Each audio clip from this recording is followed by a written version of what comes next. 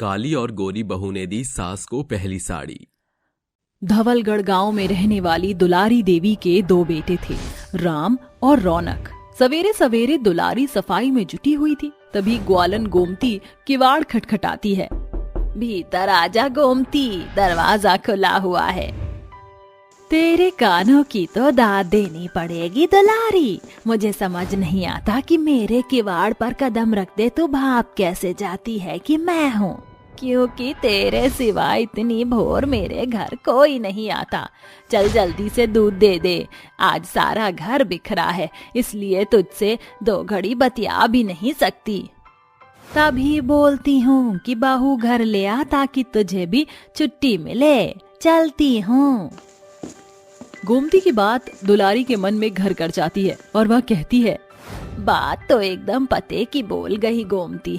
मेरे दोनों अनमोल रतन ब्याह के लायक हो गए हैं। बहू आ जाएगी तो दिन भर की खटनी से पीछा छूटेगा और पका पकाया खाना भी मिलेगा।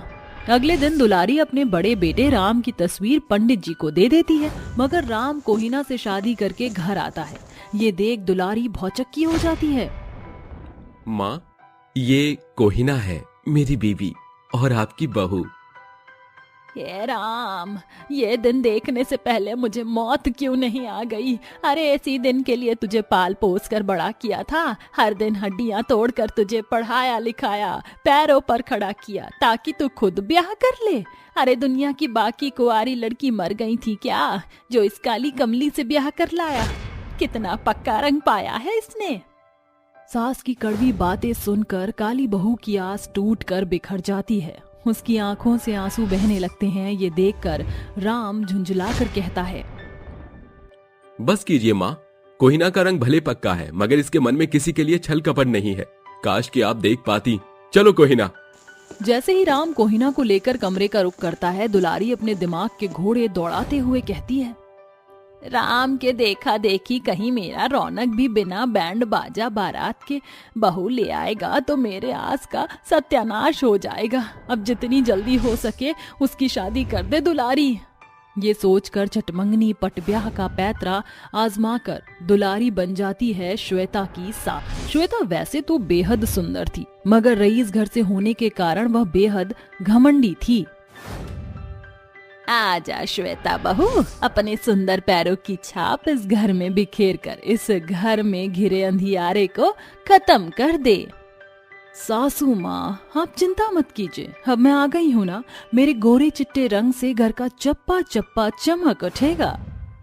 जा श्वेता बहू, शादी ब्याह के भाग दौड़ में तू बहुत थक गई होगी, आराम कर। मैं नहीं चाहती कि तेरी आंखों के आगे वो अंग्रेजी में क्या कहते हैं, डार्क सर्कल। सासू माँ, हाँ वही बहू।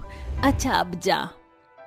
श्वेता के साथ गांव-गढ़ के लोग भी अपने घर की ओर अग्रसर हो जाते हैं, मगर जैसे ही कोहिना अपने कदम कमरे की ओर बढ़ाती है, तभी दुलारी बिगड़ते हुए बोलती है, अरे ओ करमजली, कहाँ जा रही है? ये पूरा घर बिखरा पड़ा है, इसे क्या तेरा बाप साफ करेगा?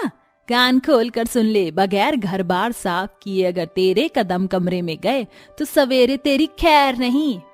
ये कहकर दुलारी अपने कमरे में चली जाती है। बेबस बहू की आंखें नींद से मांद रही थी, मगर वह ना तो सास का कहा टाल सकती थी, न जिम्मेदारियों से मुंह मोड़ सकती। देर रात के 2 बजे तक सारा काम खत्म करके वह सो जाती है। तभी सवेरे 5 बजे दुलारी दरवाजा खटखटाती है। अरे ओ करमजली, सूरज की किरण फूट गई है, अब क्या तुझे जगाने के लिए ढोल नगाड़े बजवाऊं क्या? सास की तीखी आवाज सुनकर कोहिना तेज झंझनाहट के साथ बाहर आती है। माफ करना माँ जी, वो रात 2 बजे काम खत्म करके सोई थी, इसलिए उठने में जरा सी देरी हो गई। जहां एक ओर काली बहू 5 बजे के पहर जाकर घर द्वार बहार कर एक पांव पर काम करती है, वहीं श्वेता 10 बजे कमरे से बाहर दस्तक देती है। जेठानी जी, हरिओ जेठानी जी, कानपुर में हड़ताल है क्या? कब से चिल्ला रही हूँ, आज की तारीख में नाश्ता मिलेगा? श्वेता, तुम इस घर की नई नवेली बहू हो, इसलिए आज तो नाश्ता तुम्हें पकाना था। बावजूद इसके तुम मुझ पर क्यों बिगड़ रही हो? मैं और किचन में कदम रखूं? बिल्कुल नहीं। मैं इस घर की बहू बनकर आई हूँ, बाई नहीं। और वैसे भी ये चूल्हा चौका रसोई तुम्हारे काले रंगत में ज्यादा जचता है, समझी? अब जाओ, मेरे सामने से तुम्हारा काला चेहरा मेरी आंखों में चुभ रहा है। अरे अब क्या आंखें गड़ा कर मेरी गोरी बहू की ब्यूटी बिगाड़ने का इरादा है? बुत बनी खड़ी क्या है, जब भाग यहाँ से। सास और देवरानी के ताने बाने सुनकर लाचार बहू डगमगाते कदमों से रोती डहकती हुई रसोई घर का रुख कर लेती है। समय बीतता है, बावजूद इसके सास और गोरी बहू के ताने बाने बंद होने की बजाय बढ़ते ही चले जाते हैं। फिर एक दिन रज्जू सुंदर सी साड़ी पहने हाथों में मिठाई लेकर दुलारी के घर दस्तक देती है। अरे क्या बात है रज्जू रानी, इस सुंदर सी साड़ी में तू तो सायरा बानो को भी फेल कर रही है। वैसे इतनी गोटेदार साड़ी तो गांव में मिलती नहीं है, शहर से खरीदी है क्या? और खरीदी नहीं बल्कि बहू के हाथों रस्म में मिली है। और ये मोरी मैया, मैं तो भूल ही गई थी कि सास बनने के 1.25 महीना पूरा होने पर बहू सास को साड़ी देती है। मेरी श्वेता बहू बेहद रईस है। मेरी श्वेता बहू अपनी सास को सराखों पर बिठाती है। तू देखना, मेरी 1.25 लाख की साड़ी के आगे तेरी साड़ी फीकी पड़ जाएगी।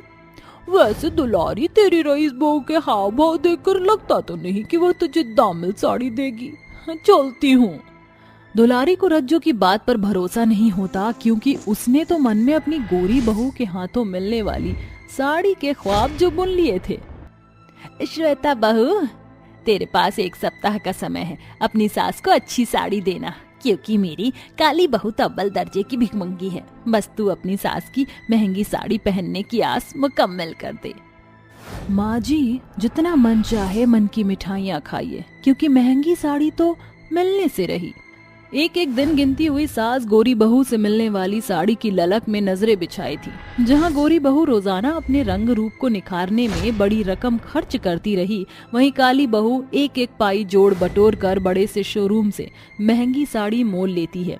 वहीं गोरी बहू फुटपाथ पर खड़े ठेले वाले से 100 रुपए की साड़ी खरीद कर घर आती है। अरे श्वेता बहू, ले आई तू साड़ी, ला दे। जैसे ही दुलारी साड़ी खोलकर देखती है तो उसका मुंह फीका पड़ जाता है। बहू, लगता है दुकानदार ने तुझे ठगी ठेले वाली साड़ी दे दी। माँ जी, मुझे किसी ने ठगा नहीं, बल्कि ये साड़ी मैंने ठेले से ही खरीदी है। मगर बहू, तू तो इतनी अमीर है, तेरी तो हर साड़ी लाखों की होती है, फिर तूने अपनी सास के लिए इतनी सस्ती साड़ी खरीदी। माँ जी, माना कि मैं अमीर हूँ, इसका ये मतलब नहीं कि बेफजूल में पैसे लुटाऊं, और फिर आपके बूढ़े शरीर पर सस्ता महंगा एक बराबर है। गोरी बहू की बात सुनकर सास की आस टुकड़ों में बिखर जाती है। तभी काली बहू झिझकते हुए सास को साड़ी देने आगे आती है।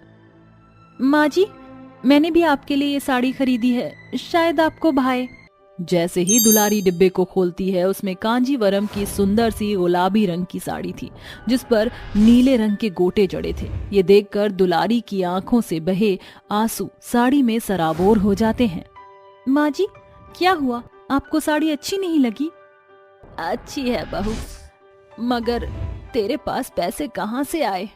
हाँ, जेठानी जी ने चोरी चकरी की होगी, वरना अठन्नी चवन्नी के पीछे सर खपाने वाली के पास लाखों की साड़ी खरीदने का दाम आया कहाँ से? नहीं माँ जी, ये सच नहीं है। तो सच क्या है? मैं बताता हूँ माँ, ये साड़ी कोहना की तपस्या का भाग है। आप जानती हैं, कोहना बिन माँ की बेटी है, इसलिए मैंने इससे शादी की, और शादी के पहले दिन से इसने इस रस्म के लिए अपने शौक मारकर पाई पाई जोड़कर ये साड़ी खरीदी। सच सुनकर दुलारी के मन में बीते दिनों की छवि उभर जाती है। बहू, मैंने हर दिन तेरी हंसी उड़ाई, कभी तुझसे मीठे मुंह बात नहीं की, फिर भी तूने आज मेरा इतना मान बढ़ाया, क्यों? क्योंकि माँ जी, मेरे लिए आप सास नहीं माँ हैं, और भला माँ की बातों का कौन बुरा मानता है? अपनी काली बहू की बात सुनकर सास की आंखों से पश्चाताप की बूंदों की बदरा बरस पड़ती है। आखिरकार काली बहू को सास का स्नेह हासिल हो जाता है। विजयनगर में रहने वाला किशोर एक गरीब कुम्हार था, जिसका जीवन चाक के इर्द गिर्द ही नाचता था। वो मिट्टी का साज सामान बनाकर उन्हें बाजार में बेचता था। बदले में जो पैसे आते, उससे गरीबी में उसका जीवन गुजर बसर हो रहा था। वो अपनी पत्नी सीता और 18 साल की बेटी कोहिना के साथ रहता था। आंगन में बैठा किशोर बर्तन बनाने और निखारने में लगा हुआ था तभी वहां से गुजरता हुआ धूपन उसे देखकर कहता है, अरे किशोर, अरे क्या बात है, आज तो बड़े भोर सवेरे चाक चलाने में जुट गया। अरे सवेरे सवेरे ही मिट्टी में मैला हो गया। अरे भाई, कुम्हार का शरीर तो बनता ही मिट्टी में सनने के लिए है, और फिर माटी का मोल तो कुम्हार ही जानते हैं। ये तो खरा सच है भाई। और बिटिया की ब्याह की बात बनी कहीं? अरे नहीं धूपन, तू तो जानता ही है कि मेरी मेघा का रंग कितना पक्का है। उसके सांवले सूरत के चलते शादी में सैकड़ों अड़चन बाधा घिर आती है, और कभी कभी तो खुद को कोसता हूँ कि मेरा मटमैला रंग मेरी मेघा को मिला ही क्यों। आकाश मुझ कुम्हार के हाथों की बस की बात होती तो मैं कुम्हार अपनी बेटी के काले रंग को नएपन में निखार देता। ऐसा कहते हुए गरीब कुम्हार की आंखों में आंसू झलक आते हैं, जिसे देखकर धूपन कहता है, भगवान पर भरोसा रख किशोर। वैसे भी ब्याह के जोड़ी बंधन तो स्वर्ग में बनते हैं। अगर तेरी बेटी के ब्याह में देरी है तो जरूर इसके पीछे कोई बड़ा प्रतिफल छिपा होगा। ऐसा कहकर धूपन वहां से चला जाता है। तभी कुम्हार की काली बेटी घर के भीतर से आंगन में आती है। लाइए बाबूजी, मिट्टी मैं तैयार कर देती हूँ। अरे नहीं बेटी, तू भीतर जा, आज सूरज की तपीस जीरो पर है। बाबूजी, मेघा का तो नाता ही अंधेरों से है। ये धूप भी मेरे पक्के रंग के आगे फीका है। बस किस्मत की बात है। हजारों साल पहले एक वो काला कमली वाला था, जिसके पीछे 5000 गोपियां सुध-बुध गवा कर घूमती थी। और एक मुझ काली बेटी की किस्मत है कि रिश्ते वाले मेरे कालेपन की हंसी उड़ाकर मुझे ठुकरा कर चले जाते हैं। इसी के साथ मेघा की भीगी पलकों से बहती बूंद मिट्टी में मिल जाती है। तभी सुधा बात संभालते हुए कहती है, अरे मेघा बेटी, तू यही है। जाकर जंगल से मिट्टी ले आ। तब तक मैं तेरे बाबूजी का हाथ बटाती हूँ। सुधा की बात सुनकर मेघा मिट्टी की ओछी टोकरी माथे पर धरकर जंगल आ जाती है और टोकरी को मिट्टी से भर देती है। तभी एक गांच पर बैठी कोयल की मीठी धुनी उसके कान में पड़ती है। कोयल, तुम्हारी तान तो बहुत मीठी और सुरीली है, मगर मेरी किस्मत पर तो कालेपन की न छूटने वाली कालिख लग गई है। मेघा अपने काले रंग को कोस ही रही थी कि एक बेहद ही सुंदर राजा, जिसका नाम नरेश था, मर्म लहजे में कहता है, बिल्कुल नहीं, तुम बेहद सुंदर हो। ये सुनकर मेघा राजा नरेश की ओर निगाह दौड़ाती है। राजा के चेहरे का दूधिया रंगत, भूरी आंखें और माथे की तेज लालिमा उसकी आंखों में समा जाती है। तभी मेघा कहती है, आप कौन हैं? मैं इस विजयनगर का राजा नरेश हूँ। तो आप हो प्रतापी राजा प्रजापत के बेटे। आप कितने खूबसूरत हैं। तुम भी बेहद सुंदर हो। मगर मैं तो इतनी काली हूँ। सारा दोष हमारे देखने का है। इंसान का सच्चा आईना उसका मन होता है। जो दुनिया के दर्पण से खुद को देखते हैं, वो खुद में कमी पाते हैं। जिस दिन तुम खुद को मन के आईने से देखोगे, तुम खुद को अधूरा नहीं बल्कि पूरा पाओगे। ये कहकर राजा नरेश वहां से चला जाता है, मगर जाते जाते मेघा को असल आईने के मायने बता जाता है। समय बीतता है, फिर एक दिन सिपाही नगर में घोषणा करता है, सुनो सुनो सुनो, कल राजा नरेश के 21वें जन्मदिन की खुशी में राजघराने में भोज का आयोजन है। पूरे गांव वाले दावत खाने जरूर आए। ये सुनकर मेघा का मन खुशी से झूम उठता है। कल राजा नरेश का जन्मदिन है। मैं तो इतनी गरीब हूँ कि उन्हें एक कीमती उपहार भी नहीं खरीद कर दे सकती, मगर मैं एक कुम्हार की बेटी हूँ। क्यों ना मैं राजा को एक सुंदर सा गुलदस्ता तोहफे में दूं। हाँ, ये सही रहेगा। मेघा मिट्टी से एक सुंदर सा गुलदस्ता बना उसे रंग बिरंगे रंगों से रंग देती है। रंग में निखर कर वो गुलदस्ता एकदम जीवंत जान पड़ रहा था। अगली सुबह, माँ देखो ना, मेरा ये सूट तो बिल्कुल फीका लग रहा है। अब मैं क्या पहनूं? मेघा अभी ऐसा सोच ही रही थी कि एक सिपाही दरवाजा खटखटाता है। राजा नरेश ने आपके लिए भेंट भेजी है। जैसे ही मेघा तोहफा खोलती है तो उसमें गुलाबी रंग का एक सुंदर सा सूट होता है, जिसे पहनकर मेघा राजा के जन्मदिन के जश्न में पहुंचती है, जहां राजा की नजर मेघा पर ही घिरी हुई होती है। सभी जन बारी बारी से राजा को तोहफा देते हैं। राजा नरेश, ये छोटा सा तोहफा आपके खातिर। शुक्रिया मेघा। पिताजी, इन सभी ने मुझे कोई ना कोई भेंट दी है सिवाय आपके। क्या मैं इस जन्मदिन पर आपसे कुछ मांग सकता हूँ? क्या आप देंगे मुझे? मांगो नरेश, क्यों नहीं। पिताजी, मैं मेघा से शादी करना चाहता हूँ। ये सुनकर राज दरबार में सन्नाटा छा जाता है और गुस्से से गुर्रा कर राजा प्रजापति कहते हैं, नरेश, होश में तो हो तुम? विजयनगर के राजा हो और ये काली लड़की एक कुम्हार की बेटी, पैर की जूती सर का ताज कभी नहीं बन सकती। अरे राजा नरेश, नगर की कुंवारी लड़कियां आपसे शादी करने के लिए सपने बिछाए बैठी हैं, फिर आप क्यों इस काली कमली का हट किए बैठे हैं? पिताजी, शास्त्र में लिखा हुआ है कि एक राजा को अपनी शादी के लिए जीवन संगिनी चुनने का हक है। मेरी शादी मेघा से ही होगी। बस आपके इस नगरवासी ने उसके काले रंग के कारण इस पर अंधेरा किया हुआ है। क्या सांवले सूरत वालों को शादी करने का हक नहीं? रहने दीजिए महाराज, जब विजयनगर में माटी का मोल ही खोटा है तो इंसानों का मोल क्या जानेंगे।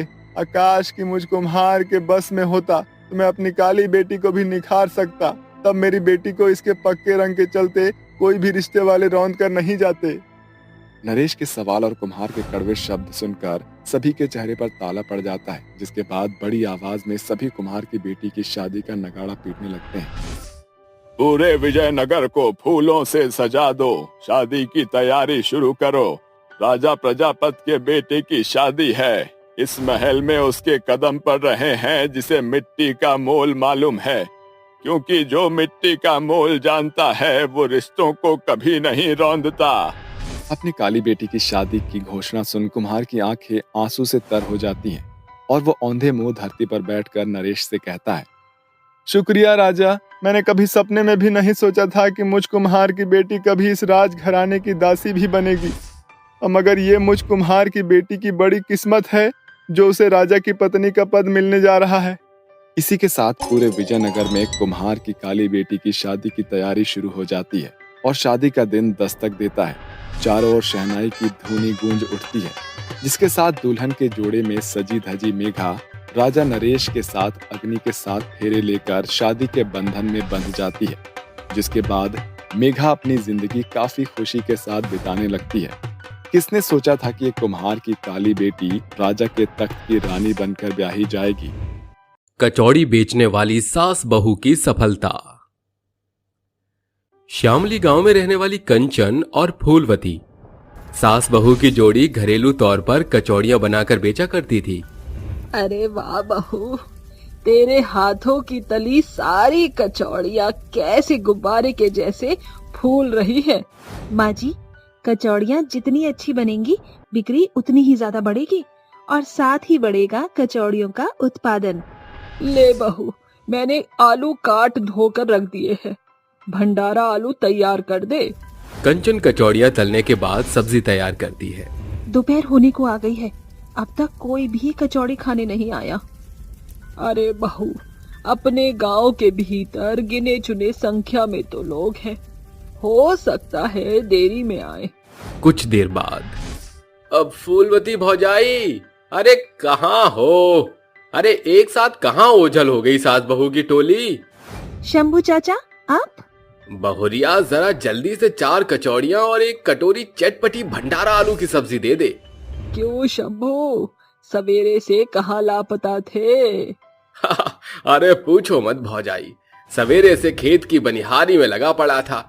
अब वो तो गनीमत है कि इस गांव में तुम दोनों सास बहू ने घर में ही कचौड़ी बेचने का धंधा खोला हुआ है, वरना हम जैसे बिना लुगाई वाले लोग धूप से जलकर मरकर चूल्हा झोंकते हैं। वो सास बहू अपनी कचौड़ियों के कारोबार से खुशहाल थीं। बहू, कितना भला है ना कि हम घर की देखरेख के साथ इन कचौड़ियों से कुछ पैसे भी कमा लेते हैं। सो तो है माँ जी, हम थोड़े में भी खुश हैं। कचौड़ियां बेचकर दोनों सास बहू इतना जोड़ लेती थीं, जिससे घर का गुजर बसर साधारण तौर पर चल सके।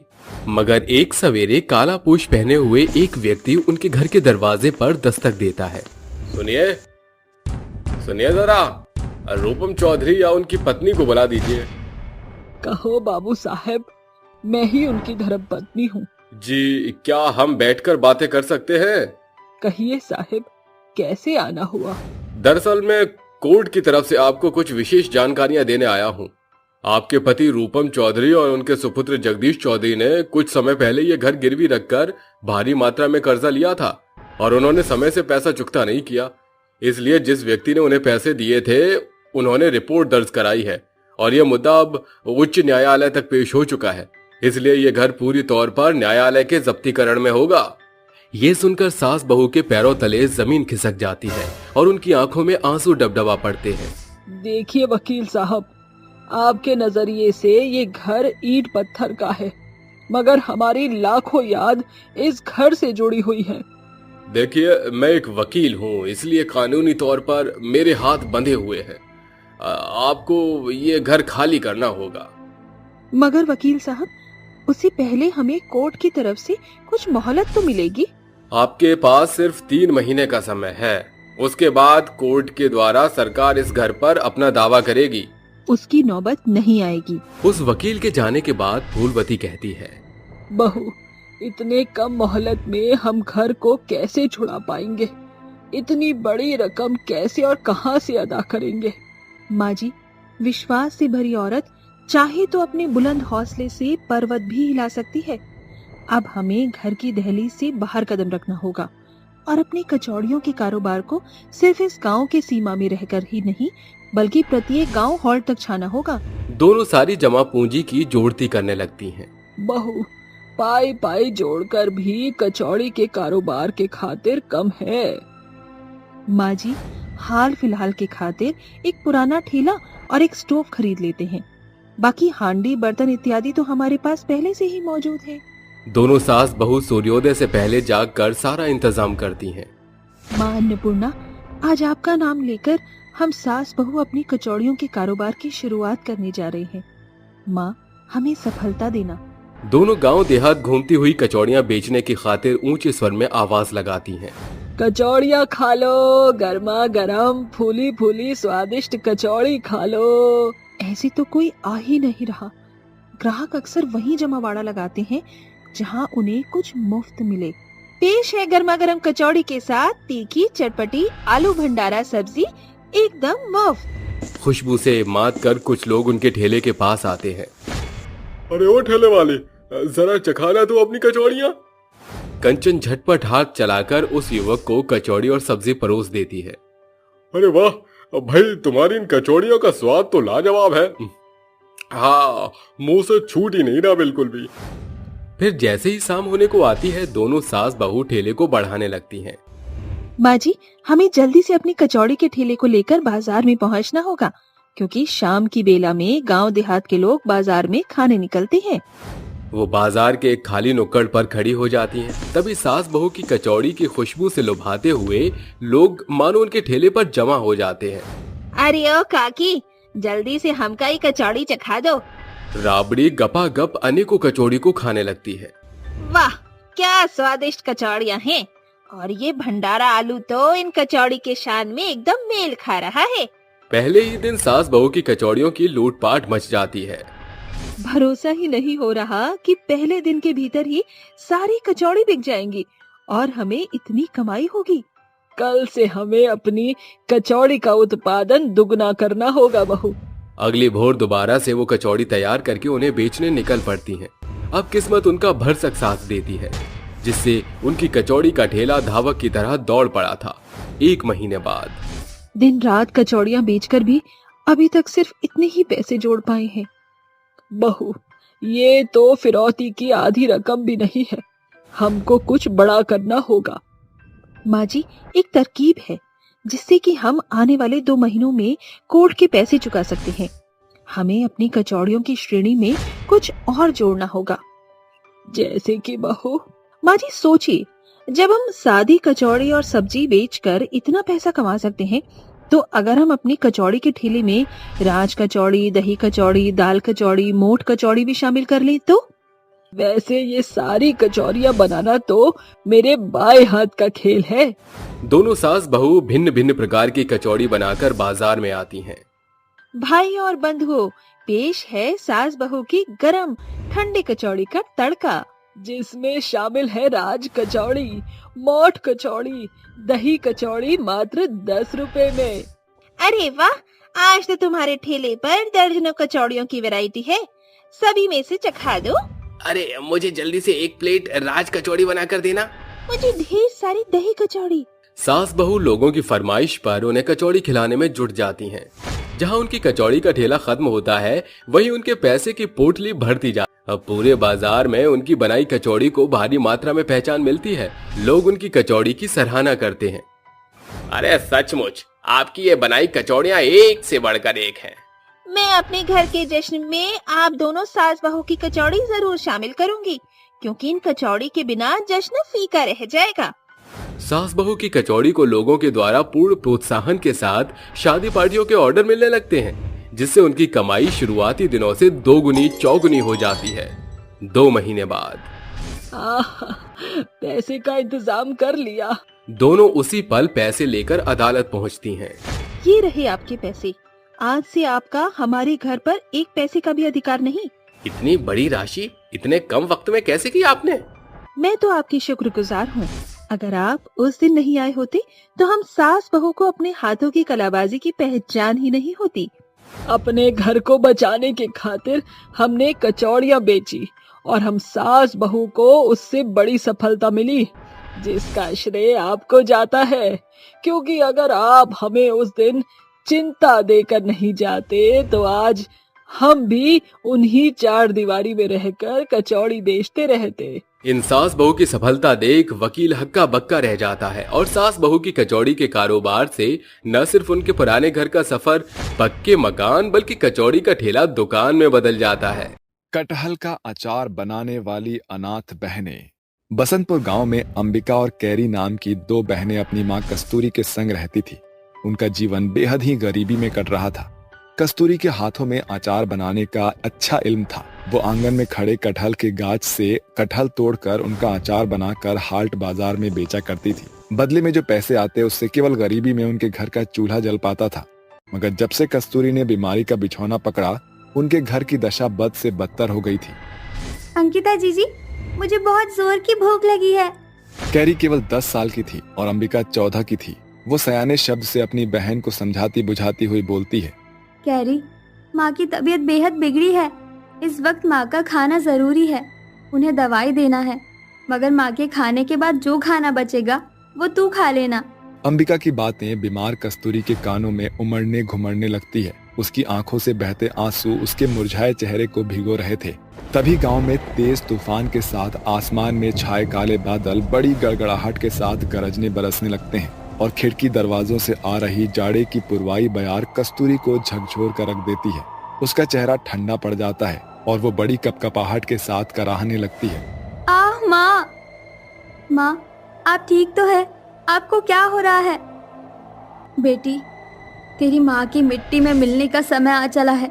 वादा कर, मेरे बाद तेरे हाथ कभी भीख मांगने को नहीं उठेंगे। अंबिका के शब्द उसका साथ छोड़ रहे थे। बावजूद इसके वो बच्ची हाथ बढ़ाकर कहती है, हाँ माँ, वादा करती हूँ। उस रात बसंतपुर गांव में बरसाती बादलों का काफिला तो छट जाता है, मगर अंबिका और कैरी के सर से बचा हुआ एकमात्र माँ का साया भी छिन जाता है। सारी रात अनाथ बहनों का दुख दरिया बनकर बहे जा रहा था। चढ़ते सूरज की लालिमा के साथ भोर की बेला गांव को अंजोर करती है। दोनों बहन अपनी माँ का अंतिम संस्कार करके घर लौटती हैं। तभी कैरी देर रात भूख जताते हुए कहती है, दीदी, मुझे बहुत जोर की भूख लगी है। ये सुनकर अंबिका की निगाहें चूल्हे पर रखे चावल के बर्तन पर पड़ती है और वो झिझकते हुए कहती है, कैरी, रात का भात बचा है, खाओगी? हाँ जीजी, मगर उससे माँ के हाथों बने कटहल का अचार जरूर देना। अंबिका खाना देकर सोच में डूब जाती है। अभी तो बासी चावल से चल बन गया, मगर कल क्या होगा? भगवान मेरी मदद कर, ताकि पेट की आग बुझाने के लिए मुझे और मेरी बहन को किसी के आगे हाथ न पसारना पड़े। ये सोचते हुए अंबिका की नजर अचार पर पड़ती है। अचार? हाँ, मैंने और कैरी ने माँ के साथ कई बार कटहल का अचार बनाया है। अब मैं और कैरी कटहल का अचार बनाएंगी। इसी के साथ अंबिका पेड़ की टहनी से एक बड़ा सा कटहल तोड़कर उसे काट छाट कर छोटे छोटे टुकड़ों में बांट देती है। अब जल्दी से उन्हें उबालने के लिए चूल्हे पर चढ़ा देती हूँ। इसके बाद अंबिका उबलते हुए कटहल को बड़े से बर्तन में उड़ेल कर नपे तुले हाथों से मसाला मिलाने लगती है और पूरे 1 दिन धूप में पकाकर बोलती है, अब ये कटहल का अचार बाजार में बेचने के लिए तैयार है। कैरी, जरा चक्कर तो बता, कैसा बनाया है तेरी बहन ने कटहल का अचार? कैरी झट से अचार का एक फांक खाकर बोलती है, दीदी, अचार तो बेहद मजेदार बना है, बस इसमें कलौंजी और कश्मीरी लाल मिर्च की थोड़ी कमी है। इसके बाद कैरी और अंबिका कटहल के अचार को जार में सजा धजा कर ठेले पर लाद कर बेचने लगते हैं। आओ आओ चटोरी चाची, चखो कटहल का अचार, सास के जैसा तीखा, ननद के जैसा नमकीन।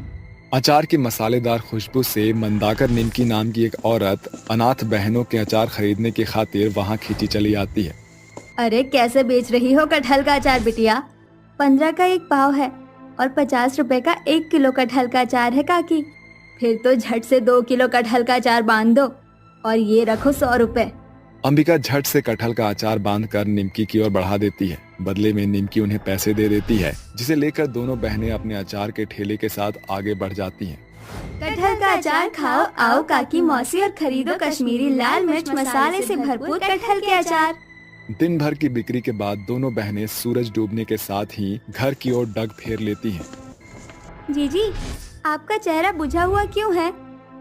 क्योंकि कैरी, दिन भर में हमारे कटहल के अचार की बिक्री सिर्फ 500 ही हुई है और अचार बनाने में मिर्च मसालों और तेल की लागत का पड़ता 400 रुपए का था।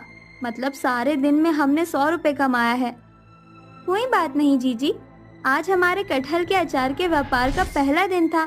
बहुत जल्दी हम बहनों के अचार का जादू चप्पे चप्पे में छा जाएगा।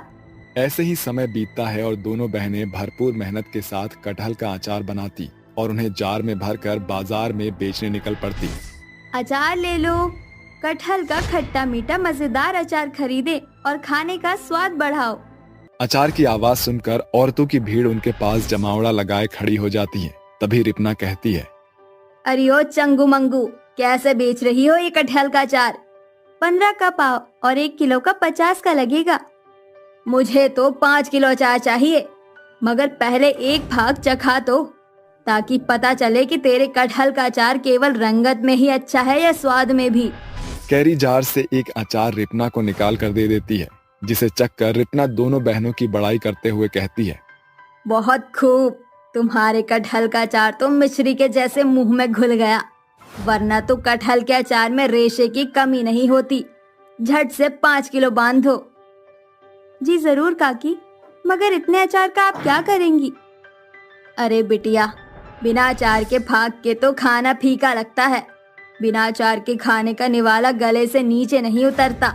रिपना अचार खरीद कर उसके पैसे बढ़ा देती है, जिसके बाद बाजार के ग्राहक बारी बारी से अचार खरीदने लगते हैं। कुछ ही देर में कटहल के अचार से भरे जार सफा चट हो जाते हैं और दोनों बहनें घर आ जाती हैं। दीदी, आज तो आप खुश हो ना? हाँ मेरी बहन, आज मैं बहुत बहुत खुश हूँ, क्योंकि आज पूरे 2500 के अचार की बिक्री हुई है, यानी कि दूसरे दिन ही पूरे 2000 का मुनाफा। मगर कल तो हमें और ज्यादा बढ़कर कटहल का अचार बनाना होगा। जैसे जैसे दिन बीतते हैं, दोनों अनाथ बहनों के कटहल के अचार का जादू घर घर में छा जाता है, जिससे गरीब अनाथ बहनों की जिंदगी की रेल पटरी पर आ पहुंचती है और वो जोड़ बटोर से बाजार में कटहल के अचार की एक दुकान खरीदकर अचार बनाने लगती हैं। कुछ ही सालों में दोनों अनाथ बहनें सयानी हो जाती हैं। तभी एक दिन एक रईस शख्स कोट पैंट पहने उनके कटहल की अचार की दुकान पर दस्तक देता है। जी नमस्ते, मेरा नाम चिराग है। हमारे कटहल के अचार की दुकान में आपका स्वागत है, कहिए। जी दरअसल मैं बड़ी बड़ी शादी पार्टीज में खाने का कॉन्ट्रैक्ट लेता हूँ। अगर आपके कटहल का अचार हमारे खाने की थाली में शामिल हो जाए तो हम दोनों का फायदा हो सकता है। ये तो हम बहनों के खातिर सुनहरा अवसर है, हम आपके साथ काम करेंगे। ठीक है, आपको 2 दिन के अंदर 25 किलो कटहल का अचार बनाना होगा। ये रहे एडवांस। दोनों बहनें बाजार से खूब सारा मसाला मोल लेकर घर आती हैं, जहां वो कई सारे कटहल तोड़कर उन्हें बराबर भागों में काट छांट कर अचार बनाकर उन्हें धूप दिखाकर 2 दिन बाद चिराग को देती हैं। आपके कटहल के अचार ने तो कहर ढा दिया है। जितने भी बारातियों ने आप दोनों बहनों के हाथों से बना अचार खाया, उनके मुंह से अचार का स्वाद छूट ही नहीं रहा था।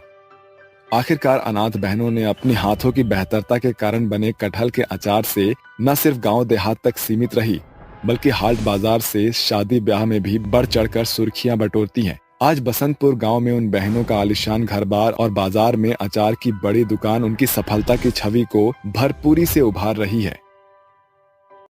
भूत और चुड़ैलों का डांस। आधी रात के समय आकाश से धरती पर एक सीढ़ियां बनती हुई आती हैं, जिसमें कुछ आत्माएं चढ़कर आकाश के अंदर समा जाते हैं। देखते ही देखते वो सभी आत्माएं भूतिया दुनिया में पहुंच जाते हैं, जहां कई सारे भूत और चुड़ैल अपने अपने कामों में व्यस्त होते हैं। भूतिया दुनिया के दरबारी उन सभी आत्माओं को एक कटोरे में खून पिलाते हैं। भूतों की दुनिया में तुम्हारा स्वागत है, आओ अंदर आ जाओ, तुम सभी बहुत ही अच्छे मौके पर आए हो। वो सभी आत्माएं खून का कटोरा पीकर भूतिया दुनिया में कदम रखती हैं, जहां कुछ चुड़ैलें आपस में लड़ रही होती हैं तो कुछ भूत एक दूसरे से कुश्ती कर रहे होते हैं। तभी एक चुड़ैल अपने भूतिया पति से कहती है, देखो मैं पार्टी के लिए बिल्कुल तैयार हो गई हूँ, अब जरा बताओ कि मैं कैसी लग रही हूँ। ले भैया ओम फो, कतई धर्राटे काट रही है। तभी चुड़ैल अपने भूतिया पति के मुंह पर एक जोरदार तमाचा मारती है। नाश पीटे, तुझे तो सही सही तारीफ भी करने नहीं आता। ओ तुम हुस्न परी, तुम जाने जहां, तुम सबसे हंसी, तुम सबसे जवान। चुड़ैल फिर से अपने भूतिया पति के मुंह पर एक जोरदार तमाचा मारती है। अब क्यों मेरे मुंह पर तमाचा मारा? मैंने इतनी अच्छी तारीफ तो की थी तुम्हारी। अबे कुत्ते, तुझे कुछ नहीं पता, मैं चुड़ैल हूँ, तू मुझे परी बोल रहा है? ओह लो, हो गई मुझसे गलती। अरे भगवान, अब तो चलो, नहीं तो हमें देरी हो जाएगी। जैसे इंसानी दुनिया में हमारे कई सारे त्योहार होते हैं, ऐसे ही भूतिया दुनिया में साल के एक दिन जश्न रखा जाता है, जिसमें कई लोग अपनी खुशी से बहुत सी चीजें करते हैं। जैसे कोई गाना गाता है तो कोई डांस करता है, वहीं कोई अपना कुछ अलग करतब दिखाता है और चांडाल को खुश करने की कोशिश करते हैं। एक तरीके से भूतिया दुनिया के सभी भूत और चुड़ैल एक दूसरे से कंपटीशन करते हैं। तभी वहाँ कुछ भूतिया भूतों की टीम गाना गा रही होती है। तुम पास आए, सड़े फूल लाए, तुमने न जाने क्या बिस्तर सड़ाए। अब तो मेरा दिल नहाने को करता है, क्या करूं हाय, साबुन महंगा पड़ता है। अबे बेसुरे, ये क्या गाना गा रहा है? ऐसे गाने पर तो लोग कैसे नाचेंगे? अबे थोड़ा तो हमारे बारे में सोच। तुम लोग आपस में बहस करते रहो, मैंने तो अपने लिए गाना सोचा है और मैं उसी गाने पर नाचूंगी। ऐसा क्या? तो बता, कौन से गाने पर नाचने वाली है तू? मेरा बलमा छैल छबीला, मैं तो नाचूंगी। छाया का गाना सुनते ही वहाँ खड़े सभी भूत और चुड़ैल जोर जोर से हंसने लगते हैं। हाँ हाँ, एक तू ही तो है जो अपने छैल छबीले बलमे के ऊपर दुर्राटे काटेगी। हाँ, वो सभी आपस में बात कर रहे होते हैं कि तभी वहाँ पर दूसरी भूत और चुड़ैलों की टीम आती है और उन्हें देखकर कहती है, मैं हूँ माया, मेरे आगे कोई टिक नहीं पाया। तुम भूत और चुड़ैलों की क्या औकात जो तुम मेरे गाने और नाच के आगे टिक पाओगे। माया बहुत ही हॉट एंड सेक्सी थी। उसे देखते ही सभी भूतों की नजर उसके ऊपर तक जाती है। तभी कलयुग उसे देखकर कहता है, अरे कोई एसी तो चलाओ, कितनी गर्मी हो गई है यहाँ पर। माया के आते ही हाय हाय हाय हाय गर्मी। अरे बाबूजी जरा धीरे चलो, अब बिजली गिरी, यहाँ बिजली गिरी। हाँ हाँ, बिजली तो अब तुम सब पर गिरेगी जब हमारी टीम तुम्हारी टीम से जीत जाएगी। अरे आता माझी सटकली। अरे जा जा, तुझे क्या लगता है कि तू ही है जो बिजली गिरा सकती है? अरे मैं कब से इस दिन की तैयारी कर रहा था। तो देखना, जब मैं गाना गाऊंगा तो सब लोग कितने पागल हो जाएंगे और बेहोश हो जाएंगे, बेहोश।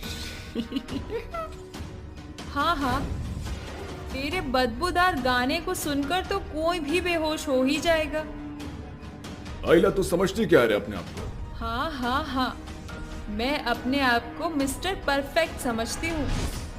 ओ हेलो, इंग्लिश के साथ अपना जेंडर चेंज मत कर। तू मिस परफेक्ट है, ना कि मिस्टर परफेक्ट। अरे हाँ हाँ, वही।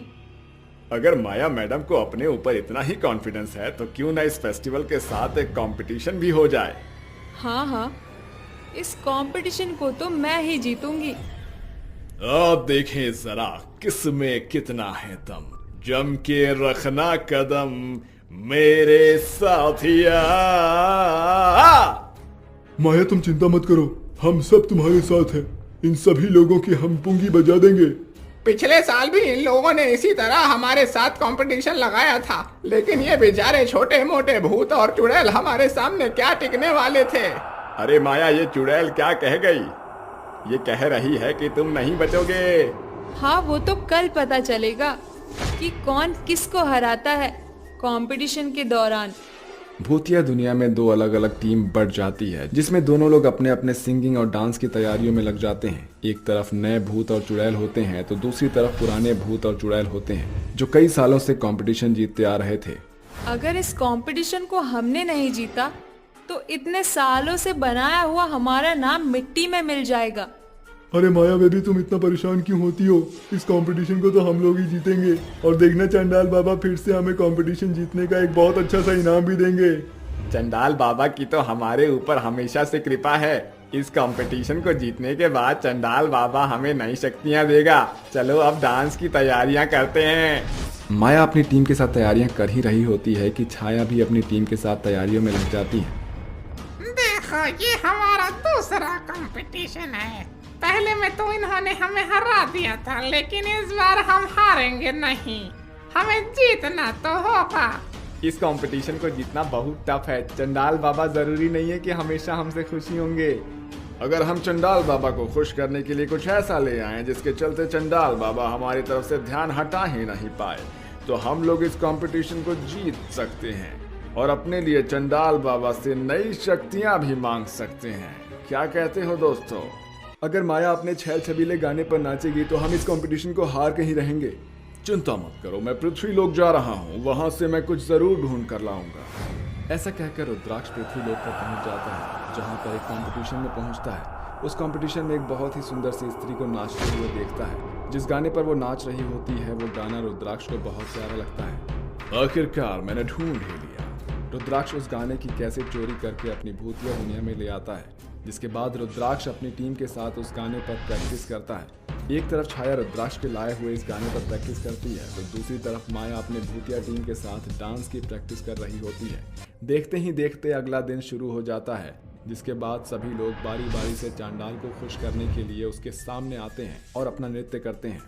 चलो दोस्तों, अब हमारी बारी है। अब तो हम लोग जीत कर ही रहेंगे।